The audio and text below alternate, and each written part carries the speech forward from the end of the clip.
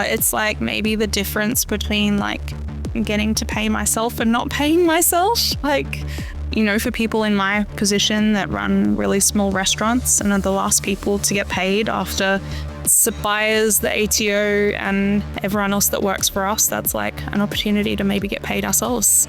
Hello everybody, it's Dani Valent here with you for an episode of Dirty Linen, but not only Dirty Linen, this is also the 5th episode in a special Dirty Linen series which is called Illuminating Lumen, where we spend time with the people who make Lumen Cafe and Wine Bar in North Melbourne, the lovely place that it is. This is a shorter podcast, well actually who knows how long it'll be, but the idea is that this is more of a little news report. We're here with Emma Sheahan from Lumen to talk about a regulatory change that is going to change the business. Emma, welcome back to Dirty Linen. Lovely to be here. Thanks, Dani. Emma, as we get started, do you want to tell us about the customer that came in and, had their mind opened by listening to you speak on the podcast earlier? Oh, yeah, it was really sweet. She just like came in as a normal guest off the street. She works in hospitality, back of house. I didn't actually get to hear the specifics of what she does, but she said she was like working in bread most recently, and she was really like taken aback by like two things that we've talked about in the podcast. Firstly, the issues that we talked about around visas. She said she's really lucky to be here on a partner visa, but that a lot of her friends within the industry had desperately wanted to stay, but that there wasn't any avenues for them, which is really sad and something I really relate to. We've said goodbye to quite a few people here at Lumen who wanted to stay and couldn't, and that we weren't in a position to offer them something more. Anyway, and then the second thing was just talking about dairy. Marichi on the last episode of the podcast talked about how a lot of cafes are using really, really high quality coffee, but then falling short in the milk space. Something I've always been really passionate about, trying to like be the change in. But yeah, she just hadn't ever really thought about it that way. Well, isn't that great? You know, I suppose we both started this podcast series with the hope that it would bring issues that you face every day to the fore and start some conversations. So it's really gratifying to know that that is happening and that you're able to get that feedback directly. You just don't know where these ripples are going to get to. So that's really great, even when the topics are tough. So I guess this is a bit of good news. There's been a change to a projected change to the laws in Victoria around payroll tax. Tell us what's happened, Emma. Yeah, so it's coming into effect July 1st. So that's like, 4 days away, 5 days away. They are increasing the threshold on payroll tax, which I don't think should have to exist, to be honest. It's like you're getting taxed at every point. So why should we have to be taxed for the privilege of paying our staff? It seems like odd. Like they pay tax on their payroll, on their wages, and then we pay tax on the privilege of paying them correctly. Yeah. So the more that you pay in wages, salaries, the more tax you have to pay on that portion of your costs. So what's happened is that the payroll tax-free threshold will rise from $900,000 to $1 million. So it's projected that 28,000 businesses will end up paying less and 6,000 businesses will be exempt from the tax altogether. The threshold was raised a couple of years ago from $750,000 to $900,000. As we know, there have been pay increases along that time. So sometimes businesses sort of tip into another bracket unbeknownst, or then they're not ready for it just because they're paying more. But I suppose It does seem strange, and it's payroll tax is something that businesses often complain about because it does seem like a penalty on employing people. Yeah. I mean, I think going up from 900,000 to 1 million is like a step in the right direction, but it's like maybe not enough and maybe not impactful enough. Yeah, like it's great to see that, you know, like 28,000 businesses will be paying less, but it's like more people should be exempt from that system, I think. So what actual difference will it make to your business? Oh, it's like maybe the difference between like getting to pay myself and not paying myself. Like I like in the short term, like I've been having a lot of conversations with my bookkeeper and accountant leading into like end of financial year as we do every year. So I'm not 100% sure on the figures, but currently I don't really pay myself too much. Richie and I share like a small wage, but you know, for people in my position that run really small restaurants and are the last people to get paid after suppliers, the ATO and everyone else that works for us, that's like an opportunity to maybe get paid ourselves. So yeah. Well, I certainly hope it does work out like that. I was really quite astonished looking at the ABC article about this change in law that payroll taxes are actually the biggest source of taxation revenue for the Victorian government, which is pretty staggering when it makes you think how much the government relies on businesses employing people and taking a clip of that or adding a clip to that to keep the state running.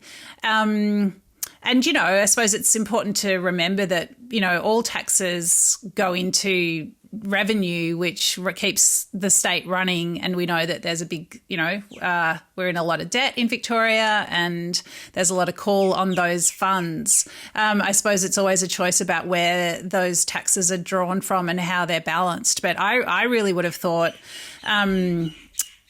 you know, the payroll would have been one of the smaller portions that was funding the way things roll. But yeah, that's my ignorance. That graph that the ABC article has is pretty aggressive. It like shows a pretty aggressive growth over the last like 20 years. Yeah.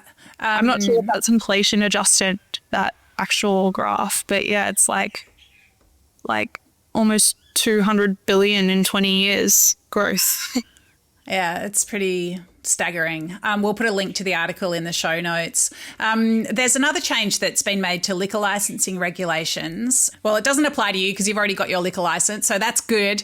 But I know from chatting to a lot of restaurateurs and aspiring restaurateurs, it can take months, if not years, to get a liquor license across the line. There is so many hoops to jump through, different forms to fill in. It feels like that should be consolidated as well. And so there is the need for a planning permit is going to be removed when you're applying for a liquor license, which is one layer that has been very frustrating for a lot of small businesses. So that's great. So it took us 9 months to get a liquor license. It was almost 12 months after like getting the keys, but 9 months after like finally having put the notice in the window for a month and having no objections. Yeah, it was like 9 months. It was like July or August of 2023 that we finally got ours. So it was like a long time to trade, but we weren't in a position to not trade while we waited on the liquor license. And I think a business can open the doors without a liquor license, but it certainly does clamp down revenue. Alcohol sales are certainly a place that businesses can make a decent profit. And when you're not able to do that and it's part of your business model, it's so challenging. If you're paying rent, you've got all the other outgoings, but you can't sell as you are hoping to as part of the operation that you want to run. Yeah, even more so. I feel for us, it really affected how people perceived what our business did. The first few times that a lot of people came through and experienced Lumen, it was without any alcohol. So it felt much harder to then retell our story once we were doing alcohol and sort of like integrate that into what we did. I would have, if I could do it again, I would have loved to have done everything from the get-go. Yeah, that's really interesting. Emma, you've proposed a guest we haven't spoken to for the next edition of Illuminating Lumen. So tell us about Samyukta. Yeah, Samyukta has been working with us for the last six to 9 months. Oh my gosh, time is moving so quickly. I can't actually tell. She works in all parts of the business. She's a chef. She's front of house. She's an excellent barista. She definitely shares the same ideas around food and hospitality and coffee. She's very ethics driven, and yeah, we love having her. Yeah. Great. Well, I can't wait to chat to her. She'll be coming up soon. I also wanted to ask you about the Melbourne Filter Coffee Festival. Tell me a little bit about that. I am so excited for Coffee Weekend. It's 10 days away. We're really fortunate to be hosting one of the Japanese cafes that are coming over. They're going to do a little pop-up with us the day after the festival. So yeah, we're very, very excited. I think we're launching that tomorrow, so on Friday. But yeah, it's going to be really fun. There's lots of very fantastic Japanese cafes and roasters that are traveling over to congregate within the meat market, which is just 3 or 4 blocks from where Lumen is. And they're going to be showcasing delicious coffees and doing talks Saturday and Sunday. So great. So 30 international coffee roasters for one weekend only, a tasting festival. And the guest region is Japan this year. So it's 5th and 6th of July at the meat market. I'll put a link to that in the show notes. And there is so much happening. I also want to shout out that Mould, a cheese festival, and PinotPalooza are showing up together at the Royal Exhibition Buildings on that same weekend, July 4 and 5 at the Exhibition Building. So I'll put that link there for wine and cheese folk. But there is also the Chocolate Festival. Yes. So the Chocolate Festival is happening the same weekend. So that is... Okay, so the Australian Chocolate Festival, it's a festival for bean to bar makers, so people that you've heard on this podcast, including Deb Macon, and that is on the 5th and 6th of July as well. And it's at Seaworks in Melbourne, so I'll put that link as well. So if you want to dart around the city, you can do coffee, wine, cheese and chocolate. I mean, it's pretty good. Fun weekend. What is winter? And then I'll just shout out something that I'm doing a couple of weekends later, July 18 and 19. I'm emceeing along with Hilary McNevin the Little Food Festival, which is at the Exhibition Buildings. So more than 100 producers, makers, foodies will be presenting, and there's lots of food that you can taste, food you can buy, and I'll be emceeing the demo stage. So we've got lots of fun people telling you how to put a cheese platter together, how to think about new classic wine, how to make a beautiful salad, lots of really good stuff. It's going to be really fun. So, Emma, thank you so much for checking in for a little chat and an update. Wish you a good weekend or week this winter. What's on the menu that I'm going to have next time I come in? Oh my gosh, my 2 favorite things at the moment are, we've got a little leek tartine. We're using leeks from Day's Walk. Paul's got very, very delicious leeks at the moment. So they're just confit in the oven for a couple of hours with lots of aromats and citrus. Just that on a big piece of toast. We've just moved to a new bakery that we're really, really excited about. Baker of Things. They have been operating since January this year. We also use some of their coffee in our venue as well.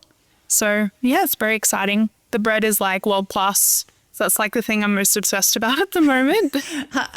Stand beside you in any bread obsession. Sounds so good. Yeah. And then the other thing is soup. We're just doing a really yummy collard greens, cannellini bean soup, and it's just really nourishing on these cold days to like have soup and bread. Love it. Both sound like incredible draw cards. Thanks, Emma. We will catch up with you again soon, and looking forward to our next chat with someone from the Lumen world, Samyukta, coming up soon. Wonderful. Okay, see ya. Great to catch up. This is Dirty Linen, and I'm Dani Valent. We air the issues that the hospitality industry finds hard to talk about, hearing from different people with unique perspectives. We want to hear from you as well.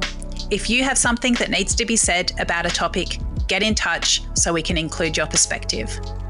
Contact us at dirtylinen@deepintheweeds.com.au or hit us up on Insta at Dirty Linen Podcast. We can't wait to hear from you. This is a Deep in the Weeds production.